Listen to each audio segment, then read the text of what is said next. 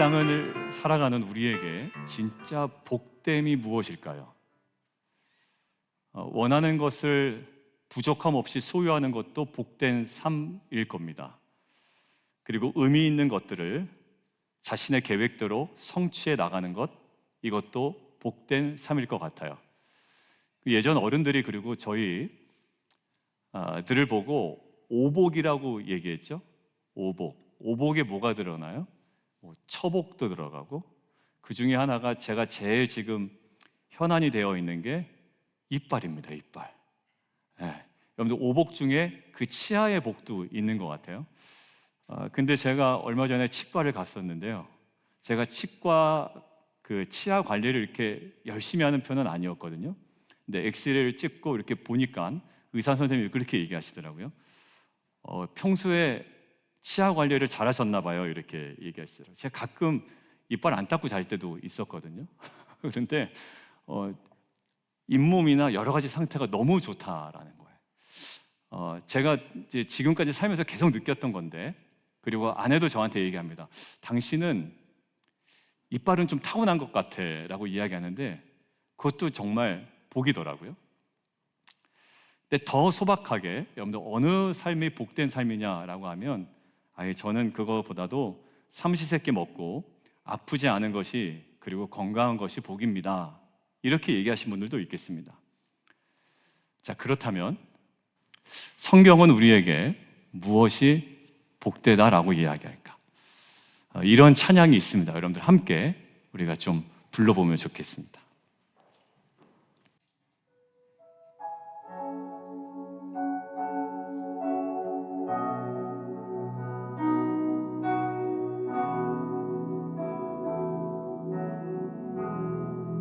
내 주를 가까이 더욱 가까이 주님을 가까이 함이 내게 복이라 내 평생 소원은 내 평생 소원이 영원한 주의 나라 안에 사는 것 내 주를 가까이 더욱 가까이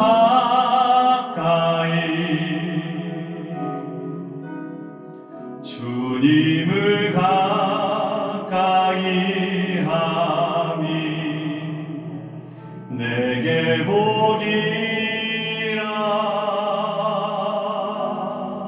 내 주를 가까이 더욱 가까이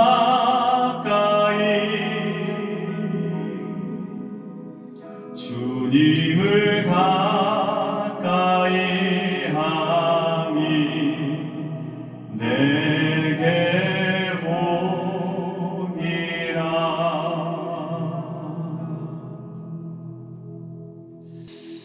아이자야 61이라는 찬양팀에서 만든 곡이에요. 근데 이 가사는 찬양을 만드신 그분의 개인적인 고백을 담은 찬양이 아니라 시편 73편에 있는 아삽의 고백입니다. 우리 자막을 통해서 함께 읽을까요? 자, 시작. 하나님께 가까이함이 내게 복이라. 여러분들 요즘 하나님과 가까우셔요? 아니면 하나님과 거리 두기 하고 계셔요? 여러분들 건강에 어려움도 있고 또 여러 공경 속에 있다 할지라도 저와 여러분이 하나님과 가까이 있다면 정말 귀한 복을 누리고 있는 줄 믿습니다. 그러나 여러분의 소유나 여러분들의 건강에 아무 문제가 없더라도 하나님과 점점점 멀어지고 있다면 그것만큼 답답하고 슬픈 일은 사실 없습니다. 여러분들 저를 따라 한번 해보시겠습니까? 멀어지면 죽고 가까이 하면 산다. 여러분들 근데 하나님과 여러분과 저와의 관계를, 하나님과 나와의 사이를 점점 멀어지게 하는 이유가 도대체 뭘까? 이사야서는 하나님과의 관계가 점점점 멀어지는 이유에 대해서 이렇게 설명을 합니다. 우리 같이 한번 읽겠습니다. 시작. 손이 짧아 구원하지 못하심도 아니요 귀가 둔하여 듣지 못하심도 아니라 오직 너희 죄악이 너희와 너희 하나님 사이를 갈라놓았고 너희 죄가 그의 얼굴을 가리어서 너희에게서 듣지 않으시게 함이니라. 하나님과 우리 사이를 갈라놓은 이유가 있는데요, 그게 뭐냐면 바로 죄 때문입니다. 에덴 동산에서도 아담은 하나님과 동산을 거닐면서 굉장히 친밀한 관계였거든요. 근데 순식간에 서먹한 관계로 전환됩니다. 왜 그랬을까요? 아담의 죄 때문이었습니다. 그렇기 때문에 인간이 죄를 지어서 비참해지는 이유는 죄 자체이기 때문에도 그렇고, 사실 그 죄 때문에 더 비참해지는 것은 우리의 진정한 복인 하나님과 가까워지는 것들을 상실한 채 점점점 멀어지기 때문입니다. 구원받은 성도들이 반복적으로 죄를 지면 구원이 취소될까요? 아니면 그래도 구원받을까요? 우리가 알고 있는 신학적 지식으로는 구원받은 성도들이 나중에 반복적으로 죄를 진다 할지라도 정말 구원받았다면 구원은 취소되지 않습니다. 그래서 은혜인 것이고, 그래서 복음인 것입니다. 그러나 구원받은 성도들이 반복적으로 짓는 죄는 하나님과 우리를 이 땅 가운데 최대한 계속적으로 멀어지게 합니다. 그래서 하나님이 우리에게 주시는 영생의 기쁨도 구원의 즐거움도 점점 우리 내면에서 사라질 뿐만 아니라 궁극적으로 우리가 드려야 되고 또 우리가 누려야 되는 예배의 삶 자체도 사실 불가능하게 만들어버립니다. 여러분들이 예배 자리에 안 나온다는 얘기 아닙니다. 예배 자리에 나와도 예배를 도무지 드릴 수 없는 지경까지, 하나님을 느낄 수 없는 지경까지, 말씀도 도대체 나를 향한 음성으로 들리지 않는 지경까지 점점점 멀어지게 된다는 겁니다. 바로 그 그림이 가인과 아벨의 제사에서 나오는데, 가인과 아벨은 예배를 드리고 가인은 예배를 드리지 않은 것이 아닙니다. 가인과 가인은 자기의 농산물로, 아벨은 자기의 가축으로 제사를 드립니다. 그런데 아벨과 아벨의 제물은 받으시고 가인과 가인의 제물은 받지 않으십니다. 왜 그러셨을까? 그 기준이 되는 힌트가 창세기 4장 7절 후반부에 이렇게 넌지시 우리에게 알려주고 있는데요. 함께 읽겠습니다. 시작.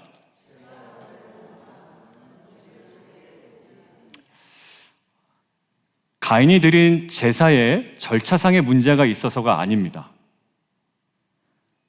가인의 죄가 가인의 제사와 제물을 하나님께서 받지 못하시는 것으로 만들어버린 거예요.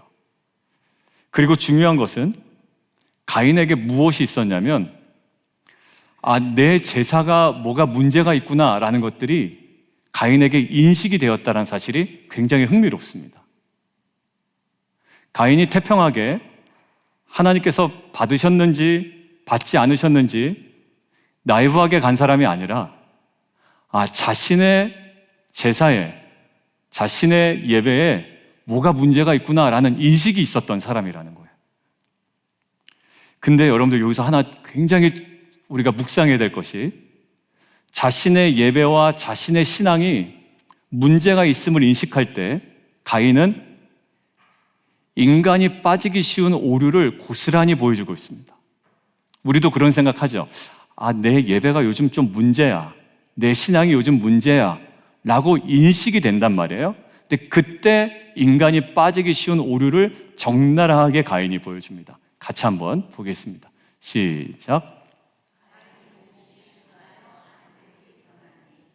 그런데 사실 자신의 예배와 자신의 신앙에 최근에 문제가 있음을 깨닫게 된 것도 한편으로 은혜거든요. 그런데 그 문제를 깨닫고 난 이후에 가인의 반응은 어이없게도 분노하는 것이었습니다. 하나님께서도 굉장히 어이없어 하십니다. 어떻게 반응을 하시나 한번 보겠습니다. 다음 장이요. 시작.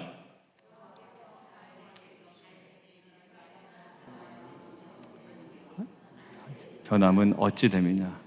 그러니까 가인에게 이렇게 얘기하시는 거예요. 네가 보이는 분노의 반응 옳지 않아 라고 지적을 하시는 겁니다.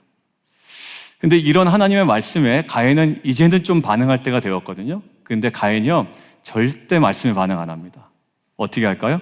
더 큰 분노로 반응해 나갑니다. 어떤 모습이냐면 옆에 신앙생활 잘하고 있는, 그리고 제사를 잘 드렸던 자신의 동생 아벨을 시기함으로 죽여버립니다. 여러분들 이상하죠? 자신의 예배에 문제가 있고 자신의 신앙에 뭔가 요즘에 문제가 있다라고 생각이 드는 것까지는 은혜인데, 그것에 대한 첫 번째 반응은 분노였고, 그 다음은 옆에서 신앙생활 잘하고 있는 자기 동생 아벨, 제사를 온전히 드렸던 아벨을 시기하여 아벨을 죽여버리는 겁니다. 그런데요, 이 아벨을 죽이기 전에 하나님께서는 가인에게 미리 말씀하셨습니다. 무엇을 말씀하셨을까? 자, 아까 나온 본문입니다. 같이 한번 다시 읽습니다. 시작.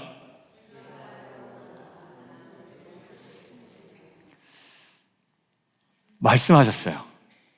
이 말씀을 가인에게 했는데 가인이 이 말씀에 반응하지 못하고 8절에 바로 동생을 몰래 불러 들에서 쳐 죽입니다.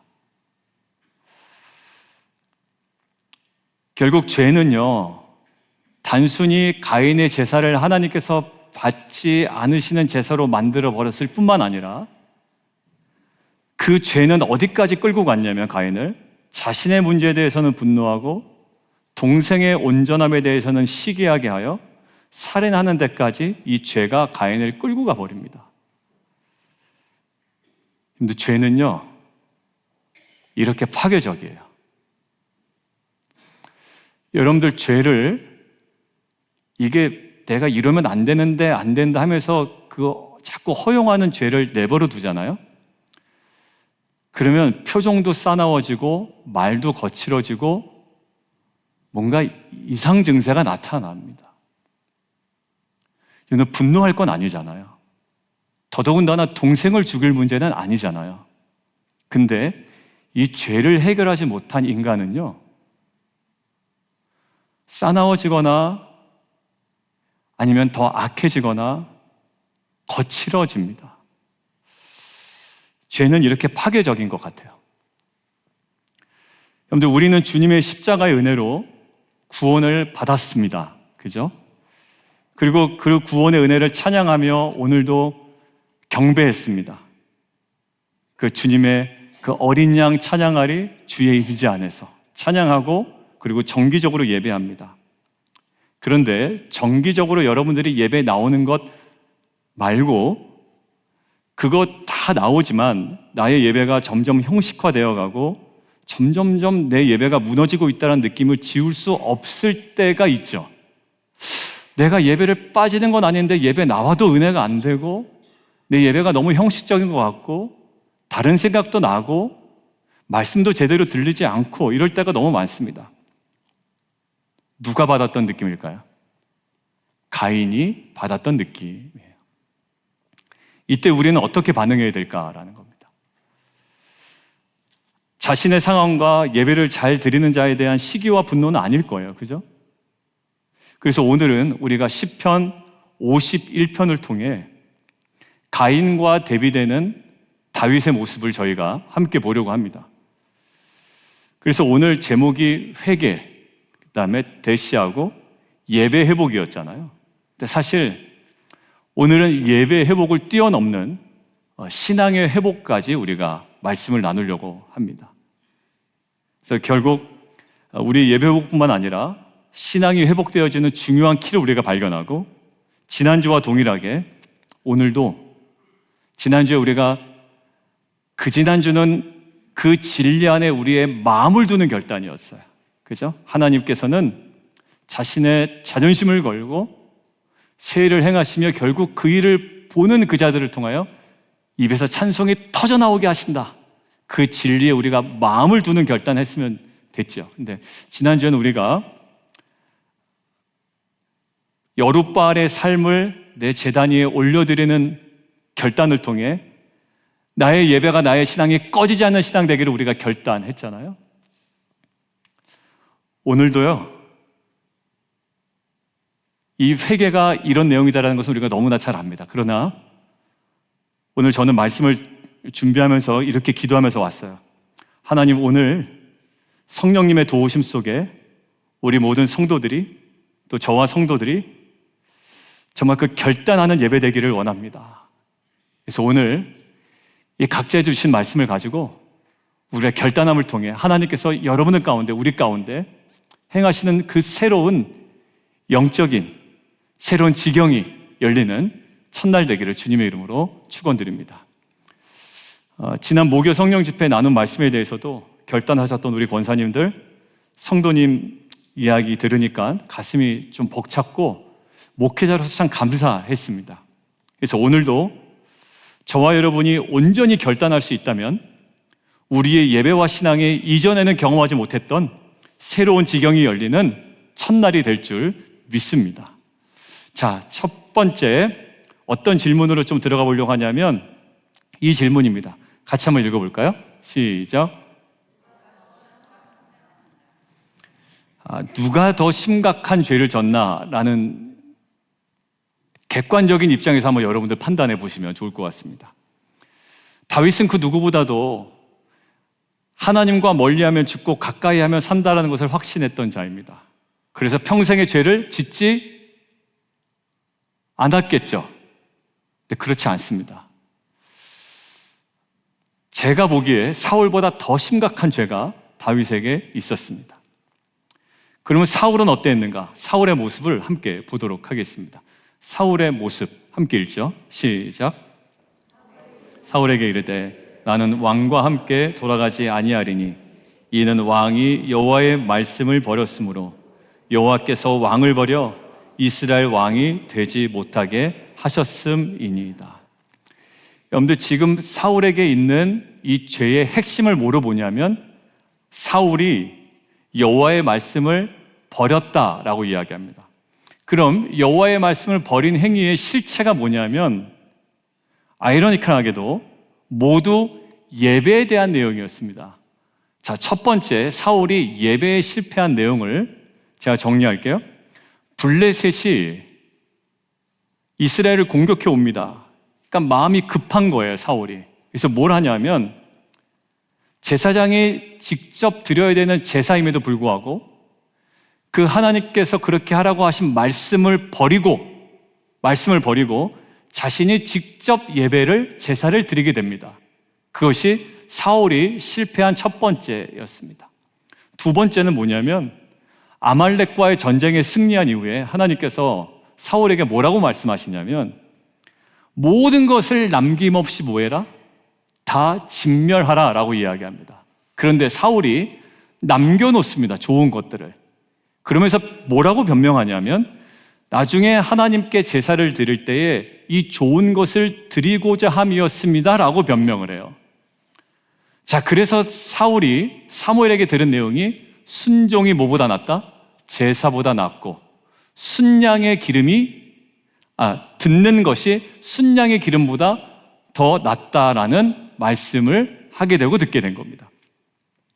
여러분들, 결국 사울은 제사를 드리기 위함이다 라고 이야기했지만 결국 그의 모든 행위는 뭐라고요?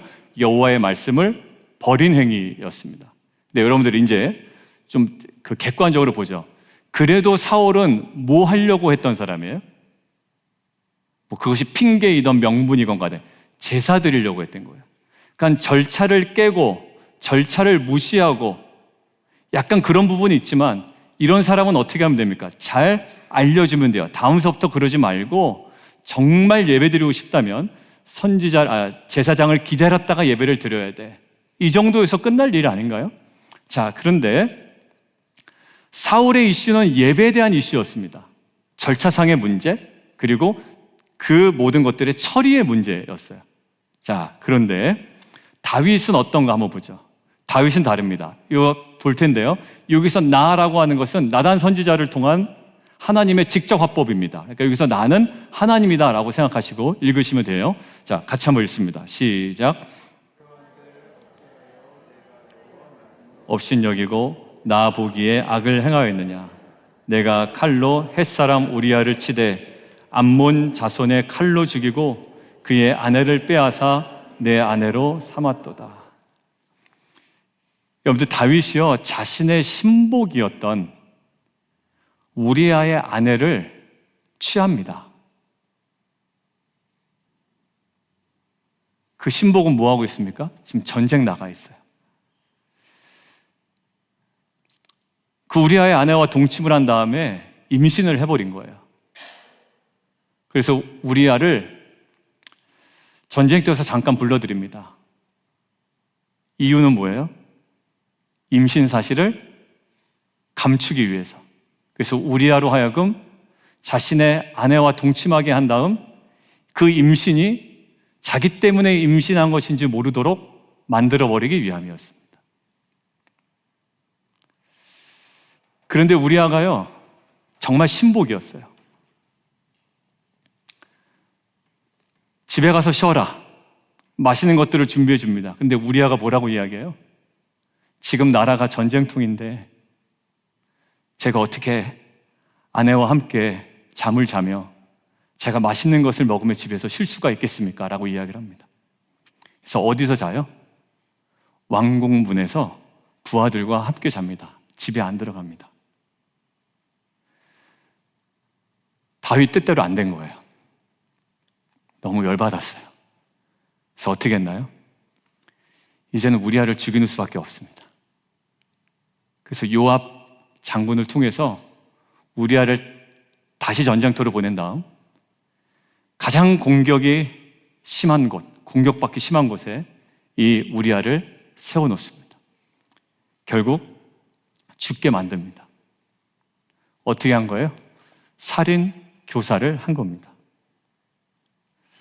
여러분들, 사울은요 예배 좀 잘 들어보려고 그랬던 거예요. 그리고 뭐 좋은 것들을 진멸하지 않고 내버려뒀지만 이것도 사울의 변명을 들어보니 하나님께 제사할 때 쓰려고 내버려둔 거예요. 여러분들, 이것과 자신의 신복이었던 부하의 아내와 동침하고 임신시키고 임신 사실을 숨기려고 우리아를 몰래 데리고 오고 그것도 안 되니 결국 우리아를 죽게 만드는 것과 여러분들, 누구에게 용서를 베푸시겠습니까? 그렇죠? 여러분들 고개 끄덕이신 거 딱 맞아요. 그게. 여러분 같으면 누가 더 용서하기가 쉽겠어요? 당연히 사울이죠. 사울은 제사에 관한 절차상의 실수를 한 것이고 다윗은 7계명을 겸하고요 자신의 신복이에요. 다윗 왕을 위해서라면 목숨 바치겠다는 그 자신의 신복의 아내를 범하고 결국 그 신복의 목숨을 빼앗아가 버렸습니다. 여러분들, 근데 너무 특이한 것은요 다윗이 용서를 받습니다. 그리고 성경에 예배자 중에 예배자가 누구냐면 다윗이에요. 여러분들, 이 중에 간음의 범죄를 저지르신 분 계십니까? 배우자 아닌 다른 분과 맺지 말아야 될 관계를 맺으신 분 계세요? 아니면 누구에게 사주를 해서 누군가의 생명을 빼앗아가신 분이 계십니까? 여러분들, 그런 분이 예배자로 세워질 수 있을까요? 우리 생각에는 절대 찬양인도 안 시킬 거예요. 절도 강단에 안 세울 겁니다.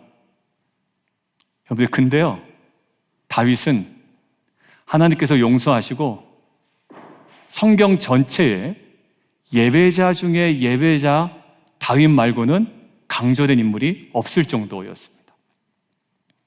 그럼 이러한 다윗이 회복될 정도니 저 여러분은 누구를 죽인 적은 없잖아요, 최소한.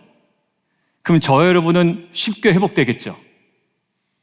근데 아니더란 말이에요, 그것도. 왜? 사울은 평생에 회복되지 못한 채 그냥 죽음을 맞이했기 때문입니다.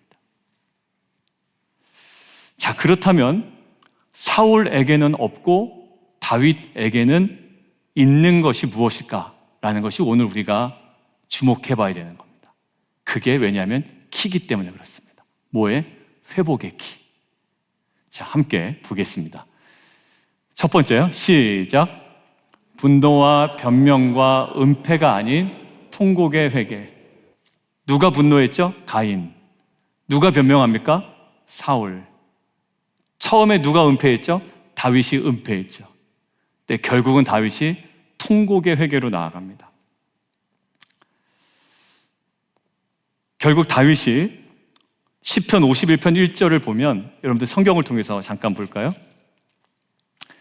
하나님이여 주의 인자를 따라 내게 은혜를 베푸시며 주의 많은 긍휼을 따라 내 죄악을 지워주소서. 숨기지 않습니다. 그리고 7절 우슬초로 나를 정결하게 하소서. 내가 정하리이다. 나의 죄를 씻어주소서. 내가 눈보다 희리이다. 그리고 9절 한번 보시겠습니까? 주의 얼굴을 내 죄에서 돌이키시고 내 모든 죄악을 지워주소서. 다윗이 감사했던 건 철저하게 죄를 숨기지 않고 즉각적으로 회개합니다. 우리가 보통 회개기도 하라고 그러면 주님 저는 죄인입니다. 용서하여 주옵소서. 근데 뭐가 죄인인지 뭐가 잘못된 건지 뭐가 내 삶의 엉망이었던 건지 구체적이지 않아요. 그냥 주님 죄인입니다. 용서하여 주옵소서. 안 하는 것보다야 낫겠지만 아무 의미 없는 회개이지 않을까 싶은 생각이 들어요.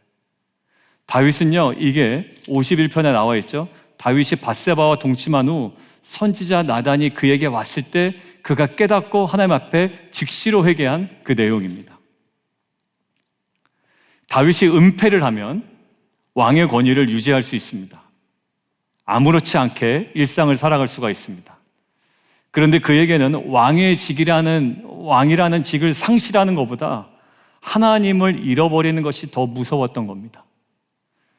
그리고 자기가 죄를 자백할 때 사람들의 비난하는 손가락이 무서웠던 것이 아니라 늘 자신을 향하여 얼굴을 비춰주셨던 하나님께서 자신과는 반대 방향으로 고개를 돌리시는 것이 다윗에게는 더 무서웠던 겁니다. 자신의 죄가 드러남으로 자신의 삶에 물리적인 광야가 오는 것보다 하나님과의 관계에 깨어짐으로 영혼의 광야가 오는 것이 더 두려웠던 겁니다. 내가 이 사건을 통해서 모든 것을 다 잃어버린다 할지라도 내가 회개하고 하나님께로 돌아가면 하나님께로 가까이 함이 내게 복이다 라는 이 고백이 다윗에게 있었기 때문입니다. 만약에 왕권을 유지하는 것에, 왜냐하면 우리아의 아내를 취하니까 자신의 신복이 죽었다고 그 신복의 아내를 거둬주시는 이 은혜롭고 자비로우신 왕이여 사람들이 칭송했거든요. 자신이 은폐하고 드러내지 않으면 일상을 정말 존경받는 왕으로 살아갈 수 있었습니다. 그런데 다윗은 은폐를 택하지 않고 회개를 택했습니다. 여러분들, 다윗이 회개를 택함으로 그의 모든 민낯이 드러났는데 그가 그 상황 가운데서도 놓치지 않았던 것 3가지가 있습니다. 그 중에 첫 번째 함께 볼까요? 자, 시작. 오늘 11절의 통곡의 고백을 보면 이렇게 되어 있습니다. 주의 성령을 내게서 거두지 마옵소서. 다윗은요, 가장 사울의 측근으로 옆에 있으면서 사울이 하나님께 불순종하면 할수록 점점 성령이 떠나가며 분노의 화신으로 변하는 것을 옆에서 지켜봤던 사람이에요. 그러니까 다윗은 깨달았습니다. 성령이 떠나가면 얼마나 인생이 비참해지는지를 자기 왕 사울을 통해서 다윗은 늘 깨닫고 인식했던 사람이었습니다. 죄와 성령은 함께 공존할 수 없습니다. 죄를 해결하여 성령이 계시든지 계속 죄를 지어 성령이 떠나시든지 둘 중에 하나입니다. 그래서 다윗은요, 무엇이요? 회개를 통하여 무엇을 놓치지 않아요? 성령을 놓치지 않습니다. 그리고 그가 회개함으로 놓치지 않은 것이 하나 있습니다. 두 번째 함께 보겠습니다. 번호는 3번인데 시작. 우리가 주님을 영접한 이후에 구원의 즐거움을 가지고 살아갑니다. 그런데 예배를 드리다가도 감사와 감격으로 울컥할 때가 있습니다. 근데 반복되는 죄를 자꾸 짓게 되면 사람이 냉랭해집니다. 그리고 십자가의 도가 유대인에게는 거칠어 보이고 이방인에게는 미련해 보이는 것처럼 이 십자가의 복음이 이상하게 불편해지기 시작합니다.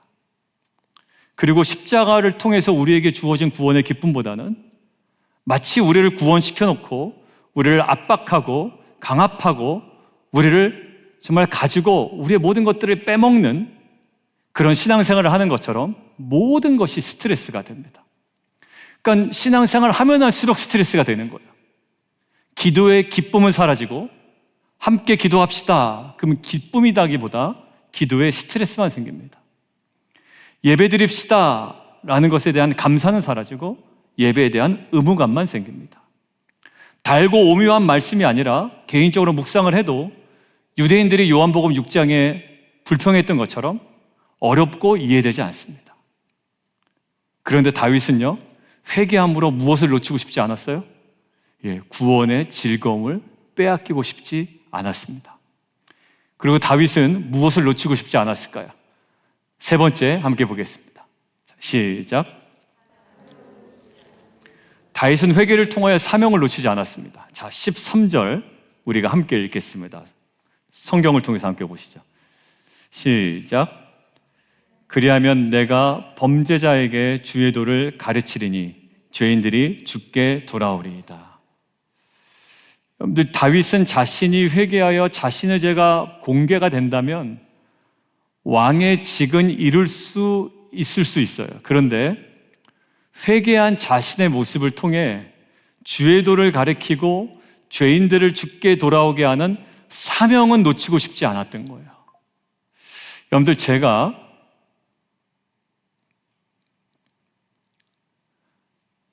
어느 분의 설교를 듣는데 목사님이에요. 갑자기 자신의 컴퓨터에 있던 음란물 얘기를 하시더라고요. 제가 듣다가 깜짝 놀랐어요. 제 컴퓨터에 음란물이 있었습니다. 여러분들, 혹시 본인 컴퓨터에 음란물 가지고 계신 분 계세요? 남자들이 사실 피해갈 수 없는 과거의 흔적들일 수 있습니다. 근데 그것들을 물론 말씀하실 그 당시에는 없으셨겠죠. 근데 그것들을 갑자기 얘기하시는데 제가 내 목사님도 아닌데 성도님들 받을 충격을 제가 막 생각을 하고 있더라고요. 근데 그 설교를 가만히 듣고 있는데 성도님들에게 목사님 컴퓨터에 있는 음란물에 대한 잔상이 남아 있기는 하겠죠. 그런데 어느 순간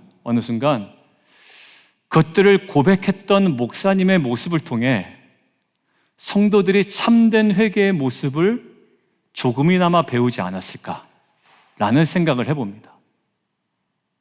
오늘 다윗이 뭐라고 그래요? 나의 죄가 다 드러나도 괜찮아요. 오히려 드러나야 됩니다. 그런데 그리하면 내가 범죄자에게 주의 도를 가르치리니 죄인들이 뭐예요? 죽게 돌아오리이다 라는 거예요. 다윗이 자신의 죄를 은폐했다면 그 목사님이 자신의 컴퓨터에 음란물이 끊이지 않았던 과거를 은폐하고 이야기하지 않았다면 성도들이 더 깊은, 더 심령의 온전한 회개로 나아가는데 오히려 그의 삶이, 그의 흔적이 아무 소용이 없었을 거예요. 오픈하니, 진정으로 회개하니, 그리고 돌이킨 이후에 이것들을 얘기하니 오히려 죄인들이 죽게 돌아오는 데에 쓰임받는 이 사명이 되었다라는 거죠. 결국 죄를 은폐했다면 감당할 수 없었을 사명을 회개함을 통해 다윗은 이뤄내고 싶었던 겁니다. 우리가 온전히 주 앞에서 회개할 때, 저와 여러분이 온전히 주 앞에서 회개할 때 하나님께서는 그 사명을 온전히 감당하게 하실 줄 믿습니다. 저희 아내가 사모가 가끔 이야기할 때가 있어요. 근데 이야기할 때 느낌이 딱 와요. 누군가가 불편해했구나. 그 설교에 불편해했구나. 이게 딱 올 때가 있어요. 제가 집요하게 물어봅니다. 누구냐고. 얘기를 안 해요. 얘기를 하는데 제가 걸리는 사람들이 몇 분이 있어서 물어봅니다. 근데 오히려 제가 걸리는 사람은 아니래요. 근데 전혀 제가 예상하지 않았던 분이 마음에 확 거기에 걸린 겁니다.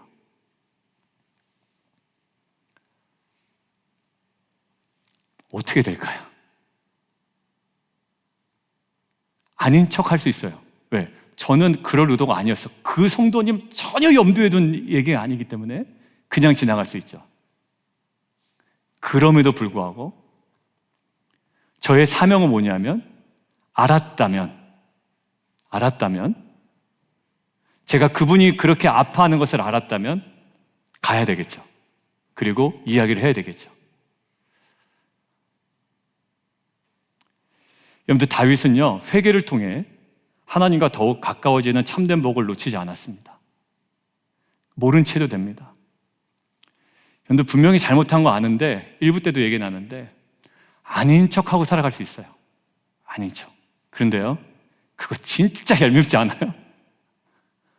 잘못한 거 아는데 아닌 척하고 살아가는 것도 정말 힘듭니다.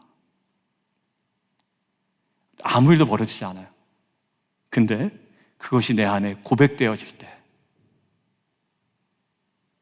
이것이 나의 무엇인가가 들통나서 내가 힘든 것이 아니라 하나님은 그 모든 것들을 통하여 공동체에 일하시는 그 사명을 이루어가는 귀한 영적 도구로 사용하실 줄 믿습니다. 다윗은 회개를 통해 하나님과 더욱 가까워지는 참된 복을 놓치지 않았습니다. 그리고 더 나아가서는 성령, 구원의 즐거움, 사명을 놓치지 않았던 거예요. 왜 우리 안에 예배를 드리는데 구원의 기쁨이 자꾸 점점 식어지는가? 오늘 말씀에 근거하면 우리 안에 제대로 된 중심의 회개가 이루어지지 않기에 더 싸나워지고, 오히려 내 예배가 좀 이상하다라는 생각이 들지만 분노하고 시기하고, 옆에 예배 잘 드리고 있던 아벨 죽이고, 그다음에 또 다른 변명으로 일삼고 은폐하려는, 결국 사울이 성령이 점점 떠남으로 비참해진 인생을 살아가는 것처럼 우리는 천국에 간다고 하지만 오히려 주님과 점점 멀어지는 지옥을 경험하는 천국 백성이라는 아이러니컬한 신분을 가지고 살아가는 일도 있다라는 거예요. 여러분들, 유진 피터슨 목사님의 표현을 제가 조금 각색해서 이렇게 정리했습니다. 회개는 어떤 거냐면, 같이 한번 읽습니다. 시작.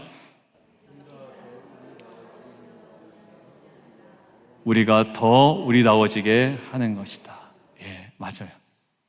여러분들, 제가 무엇인가를 회개하고 누군가에게 용서를 구할 때 제가 목사다워지지 않는 것이 아니라 오히려 제가 누군가의 용서를 구하고 잘못을 고백하고 회개할 때 저는 더 어떻게 되어질까요? 더 목사다워지죠. 네, 아닌 척하고 있으면 일수록 어떻게 될까요? 목사뿐만 아니라 성도다움도 잃어버리게 되는 겁니다. 여러분들, 이 유진 피터슨이라는 이 목사님 참 잘 정리하신 것 같아요. 회개는 우리가 덜 우리다워지게 하는 것이 아니라 더 우리다워지게 하는 거다. 회개하면 할수록 우리는 어떻게 될까요? 성도다워지고, 회개하면 할수록 목사다워지고, 회개하면 할수록 부모다워지며 회개하면 할수록 리더다워지는 줄 믿습니다. 그리고 이 다음은 유진 피터스 목사님 책 한길 가는 순례자, 여러분들 많이 읽어보셨죠? 한길 가는 순례자에 그대로 제가 따왔습니다. 자, 한번 읽어보도록 하겠습니다. 시작. 철저하게 비위상한 사람만이 그리스도인의 길에 오를 동기를 발견한다.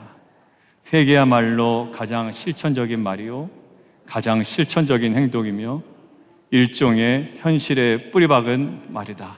다음이요. 한 인격이 하나님이 창조하신 실제와 접촉을 하게 되는 것도 이 회개를 통해서이다. 이런 분들은 참 한마디 한마디가 놀랍죠. 하나님이 창조하신 실제를 우리가 바라보고 그것들을 온전히 누리게 될 수 있는 건 뭐라고요? 회개를 통해서만 가능한 거예요. 회개하지 않으면 여러분들 옆에 사람 어떻게 보여요? 이상하게 보여요. 기분 나빠 보이고, 왜곡된 시야로, 왜곡된 심령으로, 회개하지 않은 우리의 뒤틀어진 우리의 관점으로 누군가를 바라보고 사물을 바라보고 공동체를 바라보면 다 이상합니다. 하나님께서 빚어주신, 나에게 허락하신 남편도 이상하게 보이고, 하나님께서 내게 허락하신 아내도 이상하게 보이고, 나에게 귀하게 허락한 자녀들도 이상해 보여. 그런데 내가 이 모든 문제를 끌어안고 하나님께 중심으로 회개하면 하나님이 창조하신 실제와 접촉할 수 있는 은혜가 주어진다는 거예요. 여러분들, 아벨이 잘못이었습니까? 아니죠. 가인이 잘못이었죠. 여러분들, 오늘 결단한 것은, 여러분들 안에 분노가 있으세요? 그리고 변명이 있습니까? 은폐가 있어요? 피스메이커에서 제일 하지 말라는 게, 용서를 구할 때 뒷부분에 그런데라는 말을 절대 붙이지 말라고 합니다. 내가 잘못했어요. 그런데 거기 하지 마! 이렇게 씁니다. 책에서 보면. 그러려면 하지 마! 이러는 거예요. 거기서. 내가 잘못했어. 그런데 네가 이렇게만 안 했으면 하지 마! 하지 마! 하지 마! 그러려면 용서 구하지 마라는 거예요. 오늘 우리가 결단한 것은 뭐냐면, 분노와 변명과 은폐를 통해서 하나님과 점점점 멀어지는 것이 아니라 우리의 중심의 회개가 회복되기를 원합니다. 오늘 말씀드렸죠? 오늘도 결단입니다. 나 알아. 예배 회복되기 위해서는 회개하는 거지 뭐. 자, 회개기도 할까? 하나님, 저는 죄인입니다. 용서해 주십시오. 이런 건 아닌 것 같더라고요. 중심의 회개입니다. 오늘 다윗이 고백했던 이 중심의 회개를 통해 하나님과 더욱더 가까워지고 성령이 우리 안에 늘 거하며 구원의 즐거움이 식지 아니하고 그 우리의 연약함마저도 사명으로 쓰임받는 저 여러분 되기를 주님의 이름으로 축원합니다. 그리고 공교롭게도 이번 목요일 성령 집회가 4번째 5대 제사를 통한 예배 회복 속죄제입니다. 그러니까 오늘 본문과 이어질 겁니다. 그래서 이 시즌을 그렇게 딱 잡으시고 하나님께서 나에게 말씀하신 그 지점에 우리가 단순하게 정확한 회개라는 반응으로 나아갔으면 좋겠습니다. 그래서 예배의 회복뿐만 아니라 성령과 구원의 즐거움과 사명이라는 이 궁극적 신앙 회복을 누리며 나아가는 빛과 소금 공동체 되기를 주님의 이름으로 축원합니다.